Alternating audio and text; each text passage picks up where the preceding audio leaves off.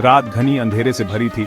हर तरफ सन्नाटा पसरा हुआ था, जैसे पूरी थ्यूनिया किसी अनजाने डर में डूबी हो। थ्यूर थ्यूर तक कोई हलचल नहीं थी, सिर्फ अंधेरे की चादर सब पर फैली थी। चांद तूफानी बादलों के पीछे छिपा था, उसकी हल्की सी झलक भी मुश्किल से देख रही थी।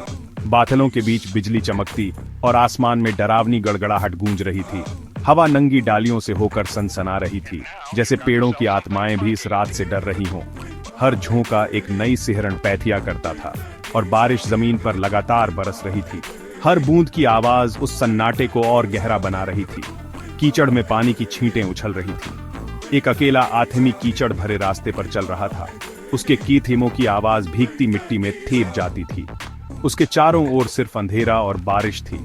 उसका कोट भीगा हुआ था, पानी उसके बालों और चेहरे से टपक रहा था। ठंडी हवा उसके कपड़ों में घुसकर उसे और कांपने पर मजबूर कर रही थी। वह सावधानी से आगे बढ़ रहा था, हर कदम फिसलन भरे रास्ते पर सोच समझकर रखता था। उसके मन में डर और जिज्ञासा दोनों थी। रास्ता गांव से थ्यूर एक ऐसे वीरान घर की ओर जा रहा था जिसके बारे में डर के मारे फुसफुसाते थे। उस घर की खामोशी में भी एक अजीब सी दहशत थी। जैसे ही वह आदमी करीब आया, तूफान और तेज हो गया, मानो प्रकृति भी उसे रोकना चाहती हो। बिजली की चमक में घर की परछाई और डरावनी लगने लगी। हवा टूटी हुई खिड़कियों और टूटे हुए शटर को हिला रही थी। हर आवाज रात की खामोशी को चीरती थी। घर बड़ा, झाड़ियों से घिरा और सड़ा हुआ लग रहा था, जैसे बरसों से किसी ने उसमें कीथेम न रखा हो। आने वालों को थ्यूर रहने की चेतावनी थी रहा था, जैसे उसकी दीवारों में कोई रहस्य छुपा हो। फिर भी वह आदमी उसकी ओर खींचा चला जा रहा था। उसके कदम खुद ब खुद उस घर की ओर बढ़ते जा रहे थे, जैसे हवा में कोई राज उसे और करीब बुला रहा हो। एक अनदेखी ताकत उसे अपनी ओर खींच रही थी। एक गहरी सांस लेकर वह आगे बढ़ा। उसकी आंखों में डर और साहस दोनों झलक रहे थे।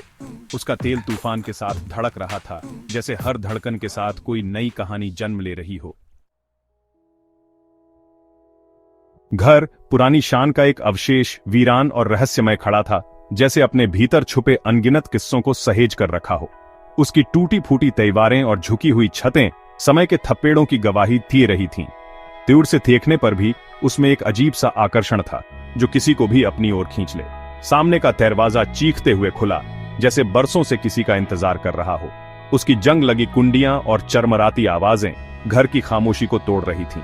दरवाजा मुश्किल से अपने कब्जों पर लटका हुआ था, मानो किसी भी पल गिर पड़ेगा।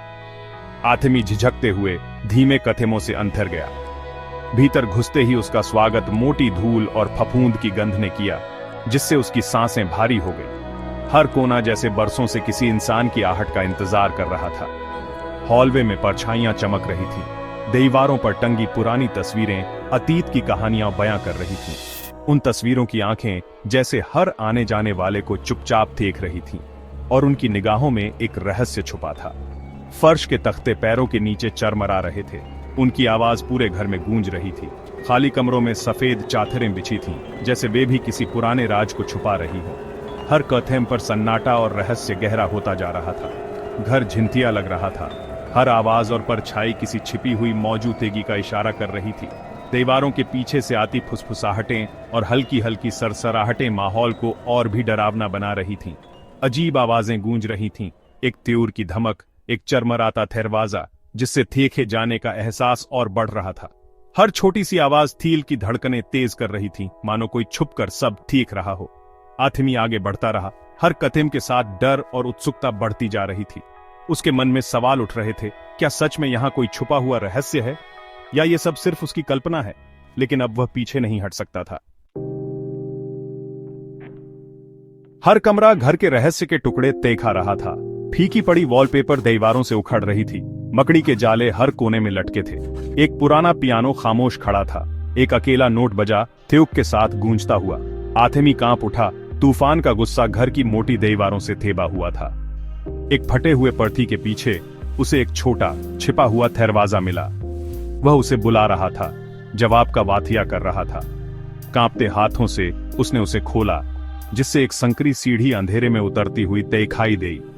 हवा और ठंडी हो गई। सांसें मंद रोशनी में दिखाई थी रही थीं। डर के बावजूद आदमी नीचे उतरने लगा।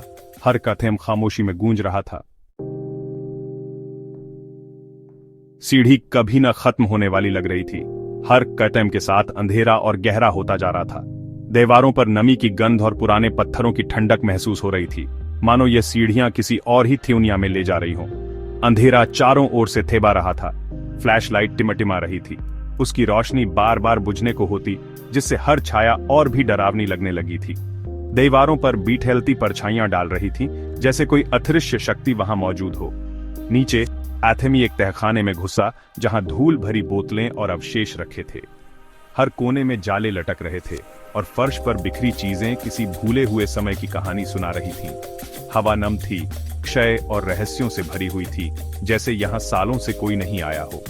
कोने में धातु की एक चमक ने उसकी आंखें पकड़ी। वह चमक किसी साधारण चीज की नहीं थी, एक अलंकृत, धूल से ढका आईना जो वर्षों से छुपा हुआ था। उसे पोंछकर साफ करते हुए उसकी उंगलियों पर धूल की मोटी परत चिपक गई। उसने अपना प्रतिबिंब देखा, विकृत और छायाथिया। अचानक छवि बिखेर गई। आईने में कुछ और देखने लगा। शीशे में चेहरे दिखाई थे, ये जैसे वे किसी और समय या जगह से झांक रहे हों। आंखें दुख से भरी हुई थीं, उनमें एक अनकही कहानी छुपी थी। आथेमी लड़खड़ाकर पीछे हटा, उसका दिल तेजी से धड़कने लगा, यह महसूस करते हुए कि यह कोई साधारण आईना नहीं था, बल्कि कुछ अलौकिक था। यह एक पोर्टल था, एक रहस्यमयी त्यौहार जो किसी और ही थ्योनिया की ओर खुलता था। घर के सबसे गहरे रहस्यों का प्रवेश त्यौहार, जहां हर परछाई के पीछे एक कहानी छुपी थी।